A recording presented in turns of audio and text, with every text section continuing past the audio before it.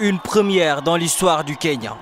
Après l'élection présidentielle du 8 août dernier, le président sortant Uhuru Kenyatta est réélu avec 54,27% des voix contre 44,75% des suffrages pour son adversaire, l'opposant Raila Odinga. Ce dernier dénonce des irrégularités dans l'organisation du scrutin. Ses partisans se soulèvent. Commence alors une répression policière qui fera près de 40 morts.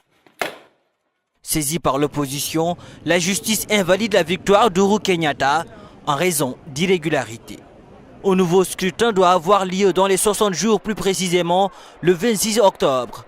Raila Odinga y renonce. Uhuru Kenyatta est à nouveau déclaré vainqueur. Une crise politique avec des conséquences considérables sur l'économie du pays. Du point de vue économique, je dirais que c'est le chaos total.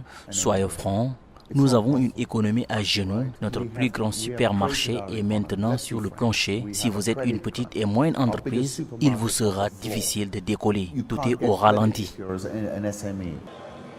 En Afrique de l'Ouest, le Togo était également sous les projecteurs durant cette année. Dans les rues, les partisans de l'opposition réclament l'alternance politique. Donc vraiment, sincèrement, on est fatigué de Faure Gnassingbé, tout simplement parce que depuis nous sommes en train de marcher, il ne parle pas, il ne dit rien. On dirait vraiment c'est un soumis. On ne sait pas de quoi, on ne sait pas sincèrement. Des déclarations qui ne semblent pas intimider le président Faure Gnassingbé.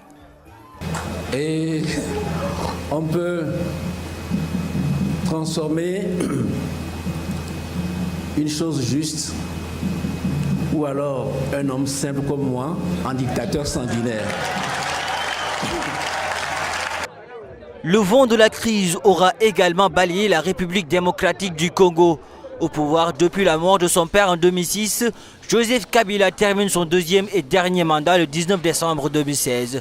Après son refus de quitter le pouvoir, un accord conclu avec l'opposition le 31 décembre 2016 prévoit des élections pour la fin de l'année suivante.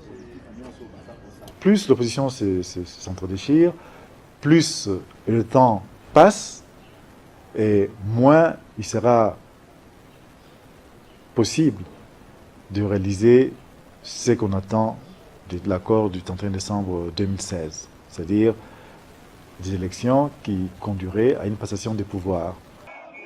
Entre contestation, répression et changement à la tête de certains pays, 2017 aura été pour le continent africain une année agitée sur le plan politique.